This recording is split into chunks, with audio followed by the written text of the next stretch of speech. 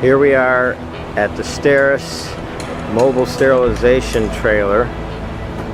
It's a temporary facility while they're rebuilding the central sterile services in this hospital. You also can see the little trailer where they have the hot water heater and the water softener to feed the trailer. Inside the trailer they have a RO system to provide high purity water for the final rinse on the washer disinfectors. Today we'll be going through the operation and maintenance of that RO system. The RO system is installed above the storage tank. The storage tank has capacity that drains down in to feed the distribution pump, which is in the vanity next to the cubbyhole. There's an on and off switch on the pump. The pump is a demand pump that literally comes on when the process requires it. This is the flow schematic of the RO system. The water comes in through a blend valve that mixes the hot and cold water to about 70 degrees, 70 to 80 degrees. It then goes through a carbon pre-filter that removes any sediment as well as any chlorine. There's a solenoid valve that opens whenever this system is turned on. A pressure switch so that if there's low pressure the system won't run. The water then passes into this submersible pump where it is pressurized up to about 125 to 50 pounds of pressure. There's a gauge on the front of the unit that tells you the pressure of the pump. It then passes through the membranes, first down, then up, then down, and comes out of the last membrane, comes over to another gauge called the reject gauge, the reject flow meter, which also has a valve on it to adjust the flow rate, and then out and down the drain.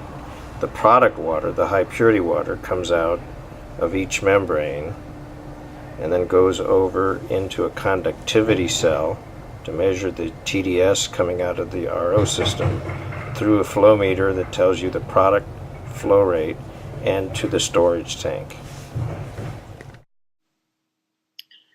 Trailer setup. Whenever the trailer is moved, we are going to replace the carbon block filter and the 3 membranes. Here you see the way the kit comes with 3 membranes and a carbon block filter and an extra carbon block filter. The RO has a pre-filter on the front of it that we should make sure has a filter cartridge inside it.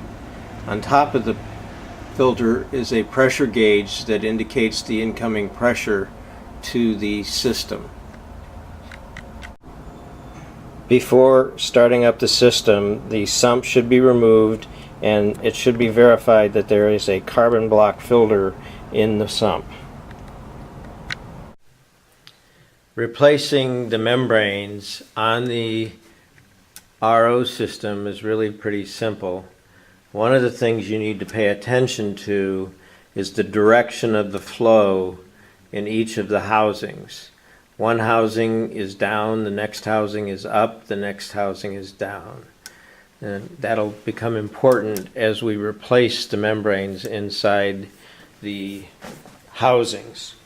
First of all, remove the top cap from the housing. You should depressurize the RO first, of course. Take this clamp off.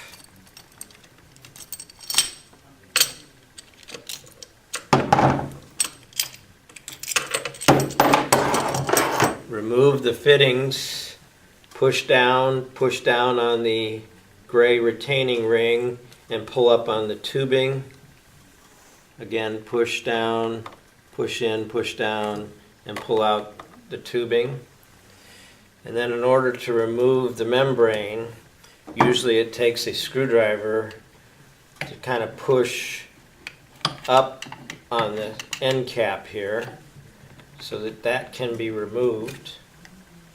Once that is removed, a pair of pliers can be used to literally pull the membrane out of the housing.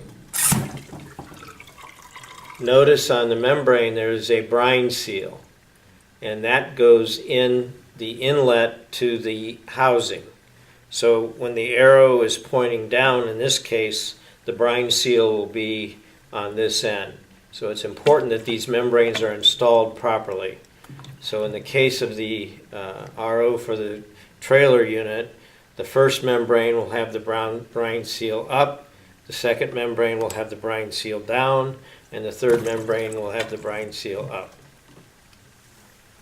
After the membrane is installed and pushed in totally into the housing, the end cap is reinstalled and the fitting is reinstalled to hold it in place. The tubing is then reattached to each of the housings and the system is ready to go. When turning on the RO, if you see PF, it means pressure fault. So turn off the RO and determine what the cause of the pressure fault might be. The pressure switch sometimes sticks and needs to be adjusted also. The blend valve is where the hot and cold water is mixed, and we want to have that run about 70 to 75 degrees. The operation of the RO system is really pretty simple. The first thing you want to establish is that you have pressure on the system. So right over the top of the pre-filter is the pressure gauge for the incoming pressure. The control panel is pretty simple. To start up the system, you simply push the power button and the system comes on. The water quality won't be very good at first, but eventually it'll come down to the range it needs to be in. Right now it's above the quality limit, so this light is red. There it turns green, we've reached our quality. There's a gauge on the front that tells you the pump pressure. It needs to be above 125 pounds. You also have the reject pressure, which will be about the same pressure as the pump pressure. There's the product flow meter that will be flowing at somewhere over a half a gallon a minute.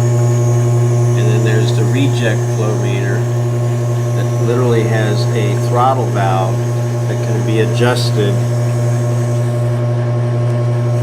What you want to do is have it flowing at the same flow rate as the product flow rate. It's as simple as that. It's now making high quality water dropping down into the storage tank. The water flows into the storage tank. There is a float switch. It has a delay of about a second or two. When you raise it, you hear a click, which will turn off the RO. When you lower it, you'll hear a click, which will turn on the RO.